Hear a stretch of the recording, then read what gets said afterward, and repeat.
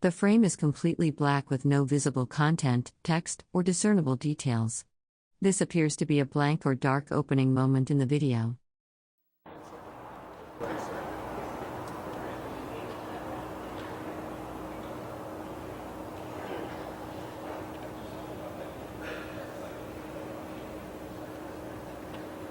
Good afternoon, everyone, and welcome to the 10-Minute Voices and Core Discovery 2. There has been a bit of a schedule change. Our scheduled presenter was not able to attend, so we are going to have a continuation in some ways of our last presentation. Pitt. A person wearing a tan hat and light-colored shirt holds a microphone while speaking. They stand at what appears to be a panel or presentation table, with a glass of water visible nearby. Pitt Jr. will be speaking again here in the 10-Minute Voices. The 10-Minute Voices is part of Core Discovery 2. It's a national traveling exhibit. It's been traveling since January 2003 and will continue to travel through October of 2006 during the 4 years of the bicentennial of the Lewis and Clark expedition. What we do here in the 10-Minute Voices is we invite in a wide variety of presenters to share with us both different aspects of the Lewis and Clark expedition and different aspects of the history and culture of all those American Indian nations that were living here before the arrival of Lewis and Clark. And as I said, we're going to hear from Lewis Pitt Jr. on the Warm Springs Reservation. He's Director of Governmental Affairs and Planning. He's going to share some of the history of treaties, a perspective on treaties since the time of Jefferson. So let's give him a warm welcome here to 10-Minute. A person in regalia with a feathered headdress stands on a stage beside a podium. Behind them is a projection screen and black curtain. Text at the bottom lists federal agencies including the Department of Energy and U.S. Army Corps of Engineers.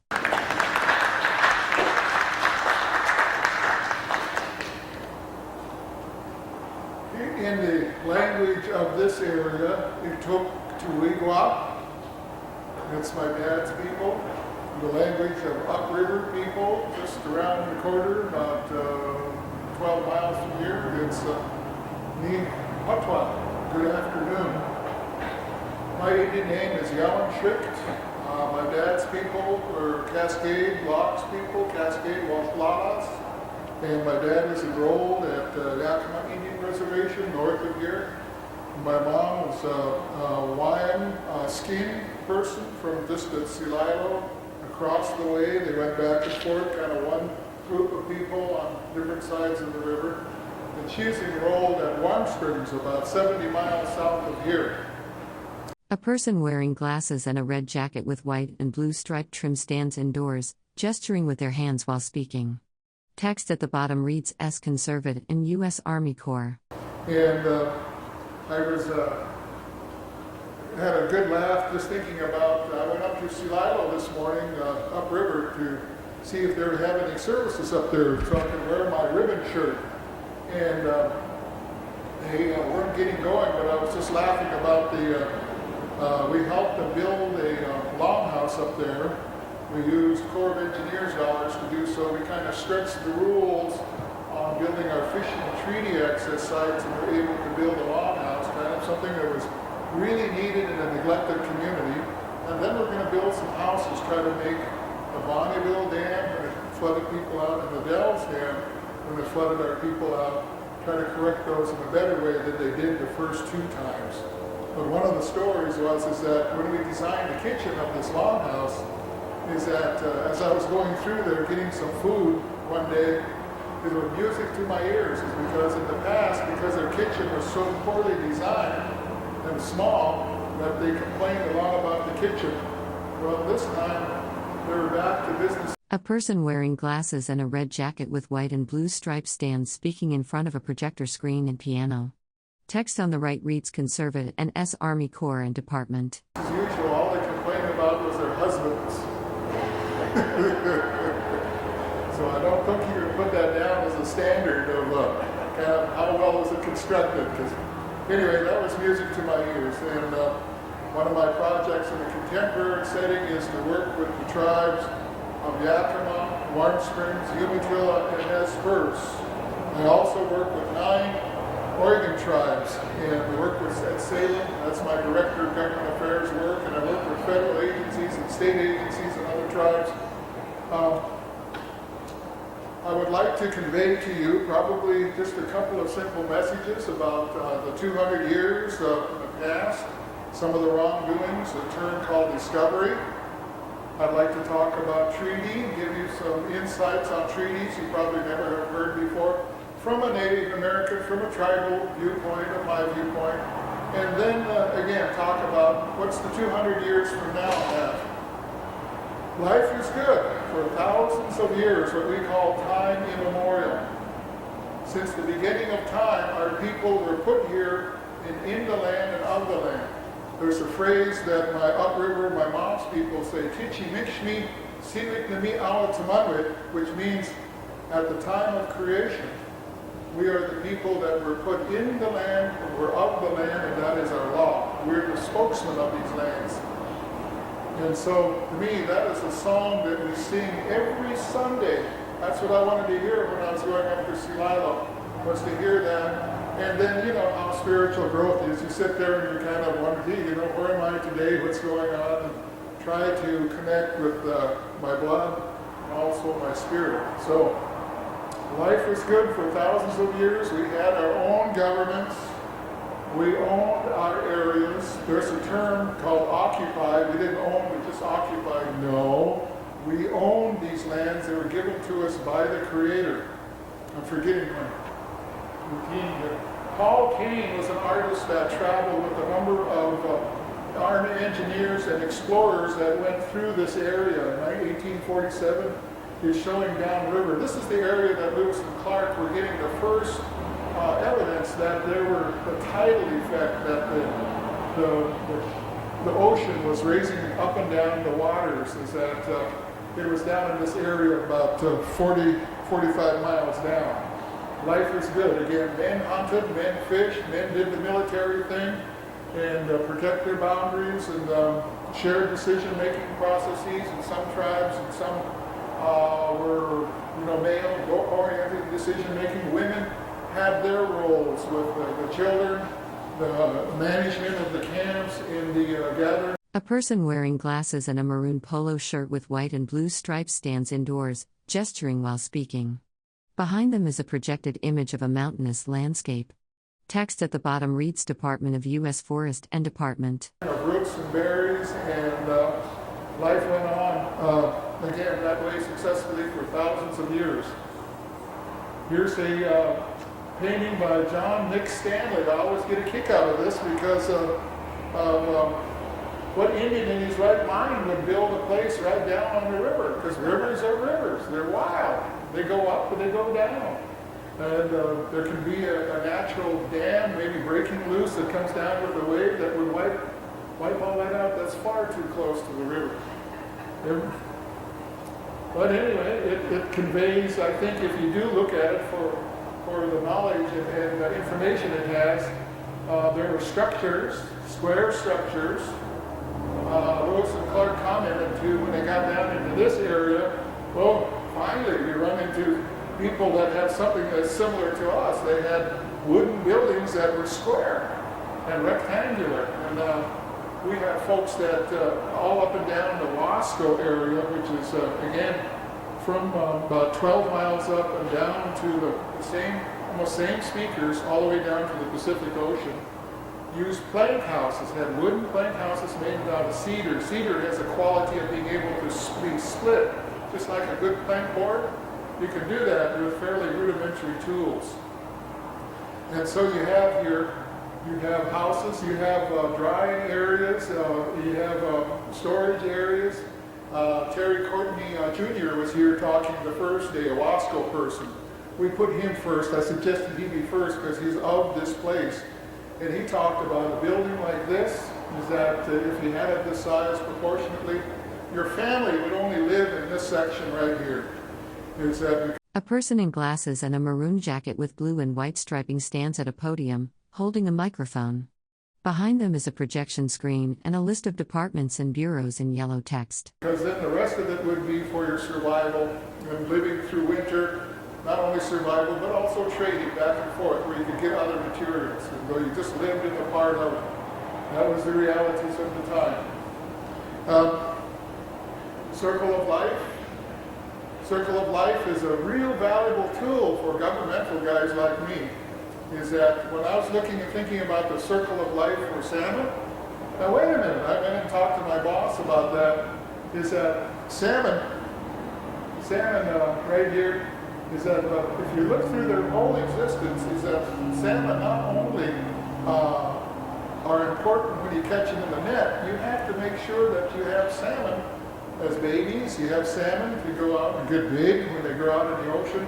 So the whole life of salmon from they get by the net, they call it escapement, they go up into the spawn, up into the mountains. These are wonderful creatures. I fell in love with salmon when I worked with fish in fisheries. And their last great act is to spawn and have their babies, and then in the springtime, these little guys, precious little guys, come just fight their way out of the sand, and then they just start growing. And the wild salmon, there's nothing more exciting than a wild salmon. They're just so alive and so fresh. It's just like a little kid, about a 1.5-year-old. They got a lot of energy, a lot of kind of will to live. And but those salmon go downstream. They're dependent upon clean water, cold water, bigger streams, taking chances all the way down. And before, there wasn't a Dalles Dam and a Bonneville Dam, and they went out to the oceans to thrive and grow. And so with my boss, I talked about that we only seem to be concerned about one part of that circle, is the harvest part. We need to think about the whole circle from gravel to gravel. So we reinvented, rediscovered the circle, and that's where we've been working with all of our neighbors, the U.S. government, the BLM, the Forest Service. We have we have ceremonies throughout the year. And it starts out with water, and in the early spring we have Latit Latit. We have the root feast, thanking the Creator for the many gifts, and we have then the first salmon ceremonies, and then we have the Huckleberry Feast. And we all thank water for that. And water, again, is the blood of the land. Water, like other creations from the gifts from the Creator, you take care of the Creator's gifts, and they'll take care of you. It's very simple doctrines that have lasted for thousands of years. A person in a maroon jacket with white stripes stands facing a projection screen displaying various illustrated plants and animals. Text below references the Department of Agriculture, Forest Service, Department of Education, and Bureau of Indian Affairs. We, on the table when we eat, is that we start out, this is the way it's been since I've been a baby boy, and I've been around a while, it's 57 years. I know some of you have been around longer than that, but it starts out with water, then salmon, then deer, roots, berries, and back to water again. So, and again, it's been same song sung, thanking the Creator, talking about life. In our churches, we don't call them churches. We live a way of life, not just in the church, not just on Sunday, every day. And we're real proud of that. If you've ever gone hunting or fishing, you can sure feel that in your blood. As myself, when I did go to Willamette Falls to do some fishing down there, it just seemed so wonderful. I was so aligned with the universe, kind of a almost a mystical type of experience, but I felt as a connected to forever. And so it's very much in the blood. That's what I teach my kids, is don't fight your Indian blood. You'll go crazy if you do. Let's jump right back to where some problems started with working with between the United States of America and the many tribal peoples of our homelands here. George Washington talked to Indian people on the East Coast, Indian people everywhere, I guess, is what he was really thinking. The gradual extension of our settlements will certainly cause a savage as the wolf, do retire, both being beasts of prey, though they differ in shape. We weren't even human. We were wild. We hunted. We didn't settle down. We didn't make those square houses back then. We did agriculture. Folks back in those days did agriculture. They did so in their own way. But this really does say a lot about, again, the country and kind of a distant type thing. George Washington was really somebody that didn't have time to sit down and learn who Native people were. He had to deal with this in nation to nation and in a real political realm. So very hard statement, but very much a sign of America at the time. And another person in that same era said to leave them in possession of their country was to leave the country a wilderness, a waste of land. John Locke, who was a real fan of discovery, an Enlightenment era philosopher, talked about it was almost a sin to leave the land in its natural form. Wilderness or wild is even evil. Looked at wilderness as being dark and evil. A person wearing glasses and a maroon jacket with blue and white striping stands at a podium, gesturing while speaking. Behind them is a projection screen and a wooden panel with partial text reading Department, U.S. Force, Department, and Beret. Evil. And remember, a lot of your fairy tales, stories deal with that same type of theme about the kind of evil, this and evil, that.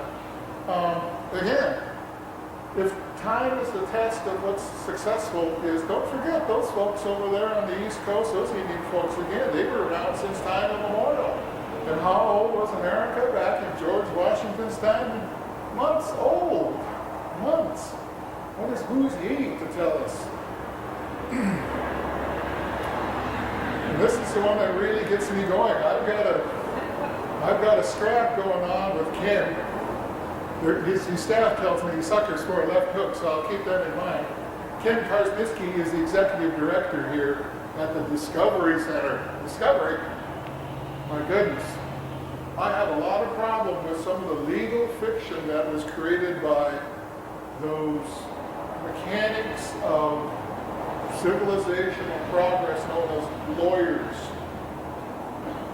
They had, and still do, yes. And how could somebody that didn't even know we existed say that we didn't own the land but only occupy? A person in a red jacket stands on a stage speaking to an audience. Behind them is a large projection screen and a dark banner with white text listing various U.S. government departments and agencies. My gosh, that was back when the world was flat. That was back when he traveled the world so far and then he dropped off. And so I really am always I'm planting a seed in my kids, and we're going to learn more of this as I get older and get more learned in it too. And I'm not sure what I'm really asking for in this, but to be acknowledged.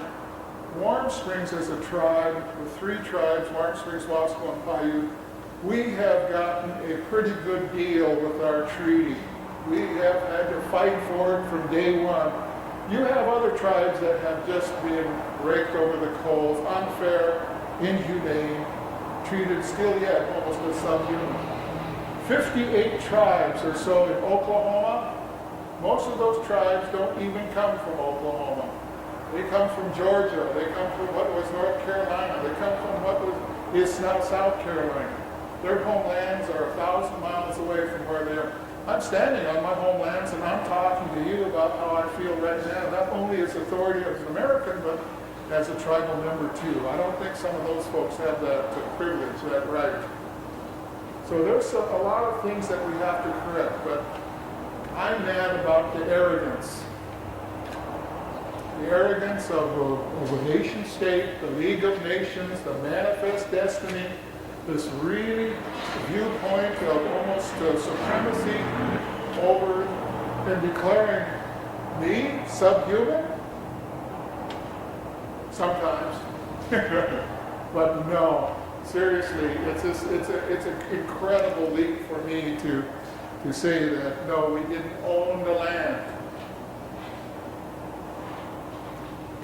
I missed this. A person in a red jacket with white stripes stands on a stage facing a screen displaying text listing various U.S. government agencies and departments. The first time around. Excuse my back. This is Tomakin. Tomakin, there's a Mr. George Aguilar who spoke about Tomakin, one of his relatives from before.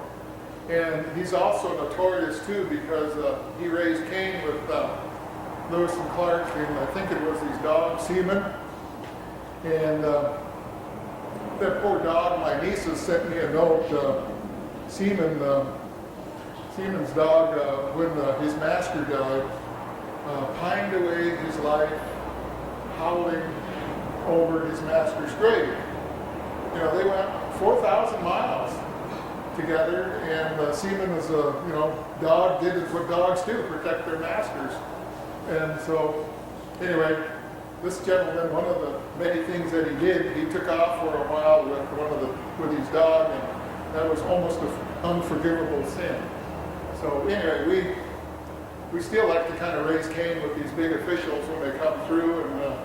And on the way back up, there was also another skirmish of sorts when one of the Lewis and Clark expedition just marched right into one of the lodges and says, "Oh, here's that tomahawk pipe that you guys stole from us the first time through." "Oh yeah, you think so?" Huh? So it was a very almost beyond diplomacy to more of two military powers looking at each other eye to eye as equals. Don't forget, at any time, our folks on the river here could have gave the signal, and we could have amassed probably 300 to 400 top line warriors down here to take care of business. It's part of the allegiance. That's part of the way we succeeded. We had to fight the Shoshone Bannocks, the Snakes, the Paiutes all this time that were very, very military people and knew how to get around. And so Lewis and Clark militarily, with their cannons, so what? They got to get to it first. Now, we didn't. History. Even if we did, so what? People would still be in the area. It's just been another war. We had many wars in this area. Tamayakan, which you'll see later, Tamayakan is a Yakima person that was a great statesman and really had a lot of skills to, I think, help tribes unite. And he was a part of an encounter with Phil Sheridan down here. And there's another, I think the senior officer was a gentleman by the name of Wright, that down in the Cascade Locks area, they ended up because of a war and skirmish at Kamiakan from Yakima with Pio Mukmuks from Umatilla, who was like a consultant in war, they got the Cascade Locks folks in trouble. And it ended up where Sheridan hanged 9 Cascade Locks folks. And Chief Chenoweth he gave a war whoop according to a book written by... A person in a burgundy jacket stands at a wooden podium on a small stage. A projector screen displays content in the background. Text on the table reads Depart US for Depart Me Bur Rekla, partially visible. One of Chenoweth's relatives, and my relatives too, by Chuck Williams, The Bridge of the Gods, Out in the Fire, that he gave a war whoop, hoping he was at the last minute going to be saved, and then made it pretty clear he was really scared of the hereafter, that they were going to put him in the ground instead of out on the islands in the death vaults that our people, the Wasco folks, got put in. We had these vaults above ground where people would be put in that just naturally decay and become part of the area. Being in the ground scared him almost more than death. So again, another encounter between us and the United States. There's a point to be made here though too. In the territorial Oregon later, there was more wrongdoings being done by the territorial citizens of Oregon and Washington than the U.S. government. The U.S. government really did play a role in trying to protect us, especially when we tried to choose to be peaceful. Because really, we had all the time would get our weapons taken away and fairly much had to depend on the U.S. government. Very hard to do. That's what happened down in the road. They took people's, those tribes' rifles away, Rifles are still one of the best tools still used today to hunt deer, to hunt elk, to hunt bear. So when they took the rifles away, they really hurt the survivability of the tribe. This lady here is related to Tamaken too. She's the one, Virginia Miller, a relative of Chuck's and therefore a relative of mine. She told her own story to one of the ethnographers of the time about what she felt was the true story and what happened. And so she's, again, you can see just a little remnant of the head shaping of the, I get a kick out of thinking about this too, of, the forehead shaping of the Wasco people. Little side story here, I work with Condor too down on the Carver with the Oregon Zoo. There was this one, Tony who runs the zoo there. He was always talking about, let's go out fundraising for a condor. Have you ever seen a condor up close? They're not the prettiest looking critters around. But old Tony, he says, hey, people were trying to get me enthused about this. A condor is, it's kind of got a bald head and it's got a big beak. And Tony turns sideways and he's an Italian and says, I think that's kind of sexy. So okay, Tony, okay, we get your point. But anyway, moving right along here. Pio Pio Mux Mux, I called him almost a consultant before because Pio Pio, he's got one of his, thing he's really known. A person in a maroon jacket with blue and white striped trim stands in an indoor setting, speaking near a podium. A projector screen is visible in the background, and signage indicates a U.S. government department building. He was a great strategist in military moving and maneuvers and things like that. We had different functions in all of the tribes, and I think his was mainly military, but he was down here, and he was all around trying to, I think, probably unite us against the new people coming through the area. And he is from Umatilla, a Walla Walla person. The Walulapums are from an area, well, the river takes a turn left, and that's known as Walula, and then right in that area is Walla Walla. Otherwise, let's see, what is it called? It's got its own name, Walukpu. It's on those yellow, like plate sheets that the Umatillas have, Walukpu. Some people say that's Nez Perce. I thought, well, okay, moving on. Kamayakin is the Yakima chief that basically north of the river, he kept a good eye on and forged deals that helped protect the integrity of north of the river here. This is just, I put this in here as an example of the plank house.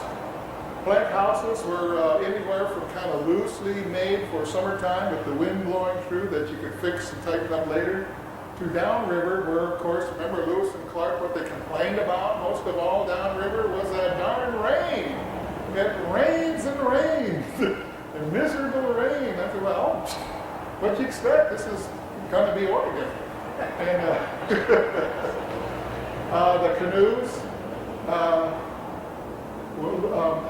I forget if it was Clark or Lewis, but one of them spotted for the first time in this area here a canoe that had like this, I guess, a bow that was really, really different than anything he'd ever seen. And they mostly looked like this all the way across. It didn't have this part, and then it had a design. And Lewis had, I think, 6 canoes types that he saw, different types. And one of the theories and discussion by Carolyn Gilmore, this book here, is that possibly the one that he was looking at was maybe traded, because canoes, like all other trading things, went up and down the river. Rivers were highways. Rivers unite, mountains divide. Is from Canada, or from British Columbia, from the Vancouver Island, because it was something that would fit very well in those bigger waters. And so, anyway, it's one of those conjecture things. How do we find that out? Well, maybe we'll know more later. Again, some people talk about life being hard, life being as such is A person wearing glasses and a maroon jacket with white and blue stripes stands at a podium, holding papers. Behind them is a projection screen and a sign reading Department U.S. Forest Department of Bureau Reclama. Nevertheless, it's what our people were able to live by for thousands of years. The Narrows, the mighty Nichiwana, the big river, just as tremendously the biggest river in the Pacific Northwest, narrowed down to about 50 yards right there. It was a tremendous, wonderful thing. I was a kid that used to drive by here and be able to look out, and it was just amazing that such a huge river could narrow down to an area maybe just a little bigger than this. And like darn fools that the Indians thought they were, guess who's going to go down this in their canoes? So we talk about, our Indian folks like to gamble and like to bet on anything. Things were won and lost, a foot race, horse race, whatever. And they gathered up to watch them go down. And they made it. And I'm sure somebody must have won a lot of money on the bet on it, making it, because it was very, very dangerous. Again, I think the Gilmore book talks about it today to be classified as Class 5. Dangerous, do not pass. Very dangerous. Again, here's the Columbia River, probably up here, the width like it is now, maybe almost 3/4 of a mile, but down to just relatively small area, half of a football field wide. Here's a depiction of ethnologists, archaeologists, your own scientists talking about the villages down here in the Cascades area. Again, some shameless advertising. Our casino is planned to be right there on that one village. Is that our people have been in this area since time immemorial. Most of the villages on the north side, it's just a lay of the land type thing. This area right here is a real bottleneck. So our folks were, talk about again, we acted as if we owned it, because we did, is that if you didn't pay to get past these folks, you didn't go past. If you didn't pay to get back downriver, you didn't go downriver. You had to deal with the toll gates that were set up here by the Wahlala or the Cascade peoples. And again, down here is some villages that Lewis and Clark talked to. They go all the way down to the Nichir, and what is the other one? The Nichir Cooley, down by what's Troutdale and Sandy area. Here's going upriver. We are right about here. That color area, I colored that in because that's what I'm hoping to name I call it the Disco Center, to be honest. I don't like to call it disco. A person wearing glasses and a maroon jacket with blue and white striping stands in an indoor setting, gesturing with their left hand raised while speaking. Behind them is a projector screen and signage for a U.S. Department building. Ken and I, we're going to keep arguing about this. Is that there's Indian names for this place right here. There's a village here, a couple of villages right here. Over here, Wasco. All the Dalles now, Wasco, Kaklasco, Twinquat, and what else is there? There's one more village, and then upriver you have Whatsucks. Whatsucks is right there, Lone Pine. We really have two Wascos. Here's a Wasco, and this is the Fish Wasco, another fishing site. I got a research job I'm doing now for myself. I want to find the exact spot where the treaty was signed. Right there is number one suspect. But it doesn't help when you have Wasco, fishing Wasco. You have the town of Wasco, 28 miles from there. And you have a couple other sites right here on 3 Mile Creek. Some people say that's where it was signed. Some people will say it's signed there, and some say it's signed over there. I'm going to find that out. Hopefully in a couple of years we'll get evidence of where our treaty was actually signed. Yeah, I had to rule out the town of Wasco. It's 28 miles away. 28 miles today is what, about a half hour in your car? And but back then, with an entourage on horses, that's a good day's ride. Would we go up, take our whole families? Because we had hundreds of people in our treaty thing, because if you signed for somebody in Indian ways, you had to have good representatives in the crowd that would just kind of give you the nod that, hey, you're okay to sign this, we agree. If you didn't have them there, then you're kind of sticking your neck way out. Tribal villages, here's the Klickitats villages all along both sides of the river. The Lewis and Clark right here, the Friendly Village, they had an encounter there that was positive. That's called Doug's Beach now.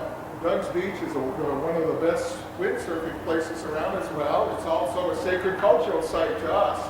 I came down here and we cut a deal with the local folks that use that area for them to have a strip to get them down to their windsurfing sites and then protect the rest of the site. And I kind of went way out on the limb on that, and finally it took me about a week to get Yakima to buy into the idea, and then Warm Springs to buy into the idea. I did the same type of thing out of a place called Lyle. They had a development down there, and I called up one lawyer and said, from Warm Springs, and I said, hey, the Yakima lawyer is going to be there, you better be there.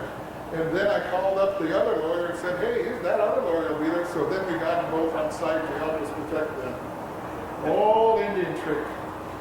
We have relatives that speak the same language. It keeps the folks. A person in a maroon jacket with white stripes stands facing a projection screen displaying a map. Behind them is a wooden podium with text referencing the U.S. Forest Service and Department of the Interior. All the way down to the Pacific Ocean. I'm going to talk down here about learn more about that relationship. Again, the same type of group of people, the Warm Springs people here, Hawaiians, Uninos, these are Doxpas, the Thai, look out, Umatilla and Cayuse country, that's first. And you got to know what you're doing even today when you go up in that area. The Paiutes, the 13 different tribes of that area in Oregon, wonderfully diverse people. Traditionally, we're always at odds with them. The Valley people, the Rogue River tribes down here, they could have won that war until they gave a lot of things up. We gave to the United States millions of acres, 10 million acres for us, 12 million, 8 million, and about 10 million. Nez Perce treated Lewis and Clark very well. Didn't do them any good. They got lands that are roughly, even now, smaller than anything they imagined. One of the views of success, they're about 15% tribally owned and controlled, about, 55% tribally owned and controlled, about 60% tribally owned and controlled. Warm Springs, 99%. This is what we look like. We have plans for our lands, wilderness areas, protect our water quality, try to keep things working order, don't break them. The 10 million acres we gave to the United States in return for the right to fish hunt, gather roots and berries, and pasture our stocks. 13 counties we have to work with. Louisiana Purchase was, the point of Louisiana Purchase was just the nations were deciding who got first dibs on who got to buy the lands from the original owners. And that was the tribal folks of this area. They didn't buy anything. It wasn't a real estate transaction until they, through treaty or purchase through treaty or war, that they acquired the lands. Jefferson described America, I think, as we still try to work it, we're public deliberation and civic education through participation in politics. Little rebellion goes a long ways. This is what Jefferson said. Unfinished revolution, that's where we are now. How do we make this a better place and a greater country? This is the thing, the next 200 years, this says it just better than anything I can say. The casino is not a statement of who we are, but only a means to get us where we want to be. We have tried poverty for 200 years, so we decided to try something else. So we're going to be using our economic sovereignty, our whatever tools we can buy into. Casinos is just one. We try to continue our life as Indian people, various tribes throughout the nation, and one of the things that we have to learn as Americans is to accept the diversity of different peoples and their different governments within the country and outside of the country. So thank you very much.